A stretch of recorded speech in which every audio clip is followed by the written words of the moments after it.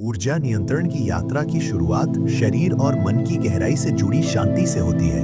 हमें ये समझने की जरूरत है कि शरीर और मन दोनों ही हमारे ऊर्जा प्रवाह को सीधे प्रभावित करते हैं। तब हमारी ऊर्जा अधिक संतुलित और स्थिर रहती है। इसलिए पहला और सबसे जरूरी कदम है अपनी श्वास पर ध्यान केंद्रित करना। धीरे, गहरी और नियंत्रित सांसें लें। इससे न सिर्फ शरीर को शांति मिलेगी बल्कि मानसिक स्थिति भी संतुलित होगी। सांसों के साथ साथ शरीर की मुद्रा भी बहुत महत्वपूर्ण होती है। जब शरीर सहज, सीधा और आरामदायक अवस्था में होता है तब ऊर्जा का प्रवाह बिना रुकावट के होता है। अब ऊर्जा के प्रवाह को महसूस करने के लिए ध्यान एक महत्वपूर्ण साधन है। शांत वातावरण में आंखें बंद करें और श्वास पर एकाग्र रहें। शुरुआत में ऊर्जा का अनुभव हल्का और सूक्ष्म हो सकता है, लेकिन नियमित अभ्यास से यह और स्पष्ट होता जाता है। धीरे धीरे आप भीतर एक हल्की गर्मी, कंपन या हलचल महसूस करेंगे। यही ऊर्जा जागरण की शुरुआत है।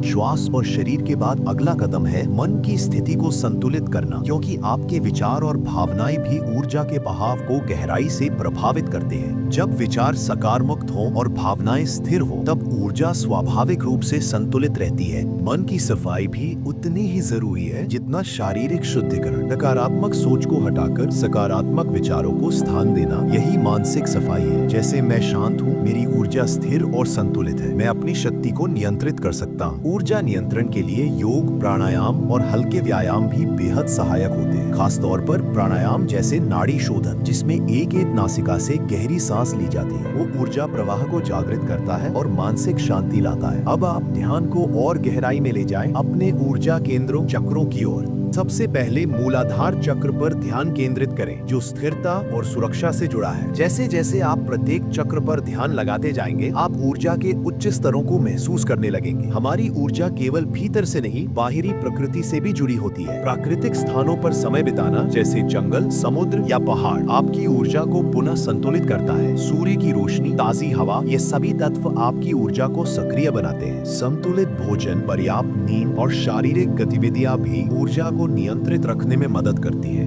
भारी और तली भुनी चीजों से बचें और प्राकृतिक ताजे आहार को अपनाएं। आपकी जीवन शैली जितनी संतुलित होगी, आपकी ऊर्जा उतनी ही स्थिर और नियंत्रित रहेगी।